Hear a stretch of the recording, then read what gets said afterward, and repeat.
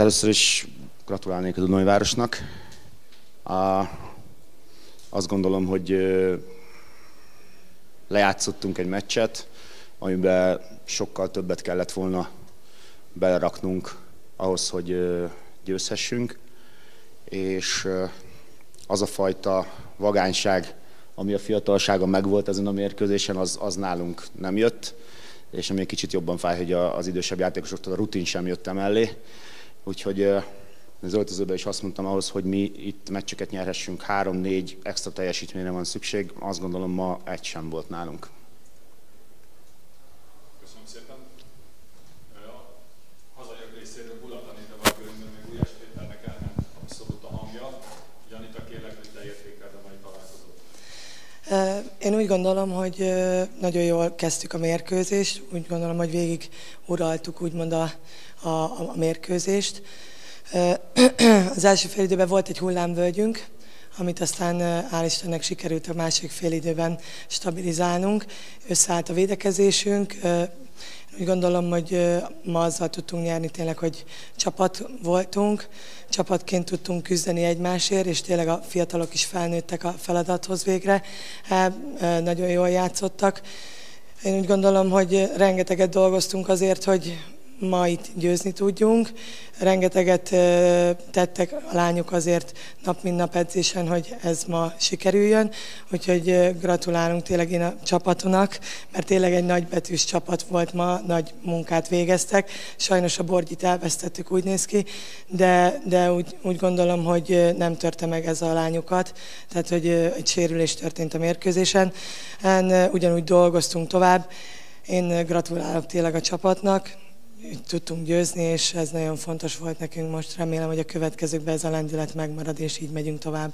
Borgyosérés, ez térsérülés?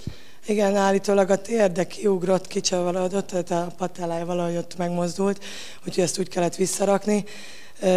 Nem tudjuk, hogy mi lesz vele, de biztos, hogy nem fog tudni játszani az elkövetkezőkben. Köszönöm szépen, és öröm hallani, hogy milyen jól te hangod is. A vendégjátékozók képviseletében Takarszói van körünkben. 8 góljával nagyon sokat tett azért, hogy az MTK mai győzelemmel távozhasson. Hogyan értékelette a találkozót? Először én is gratulálok az Újvárosnak. Én nagyon mérges vagyok saját magunkra. Azt gondolom, első részében nem lehet így kezdeni egy mérkőzést, főleg egy ilyen 4 pontos mérkőzést, ami élet-halál. Kicsit azt gondolom, hogy hát nem bealudtunk, de ők nekünk estek, mi pedig ezt tűrtük, ahelyett, hogy mi is felvettük volna a kesztyűt. Aztán utána szépen visszajöttünk, és a másik félidőt viszont megint ugyanúgy kezdtük, ahogy az elsőt.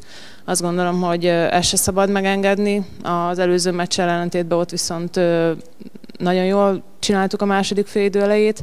Nyilván utána pedig már futottunk az eredmény után, viszont azt gondolom, hogy a végére se szabad ennyire kiengedni, hisz minden gól számíthat a végén. Úgyhogy ezért is egy kicsit mérges vagyok, de gratulálok még egyszer. Köszönöm szépen. Autis Alexandra viszont azt hiszem, hogy néhány centiméterrel a talaj fölött jár most. 11 góljával döntő érdemeket szerzett a mai győzelemben. Milyen érzések vannak benne? Nagyon örülünk, hogy győztünk, már azért ki voltunk éhezve arra, hogy nyerjünk. Én úgy gondolom, hogy amit a Buli is elmondott, hogy egy csapatként küzdöttünk.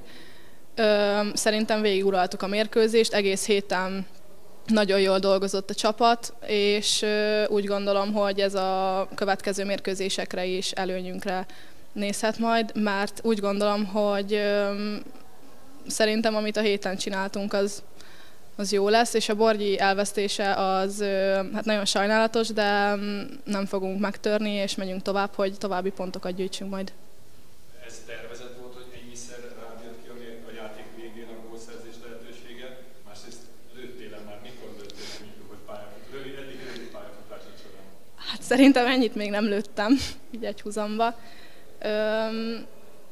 Hát az elején még nem volt tervezett, de aztán a végére azzá vált. Köszönöm szépen.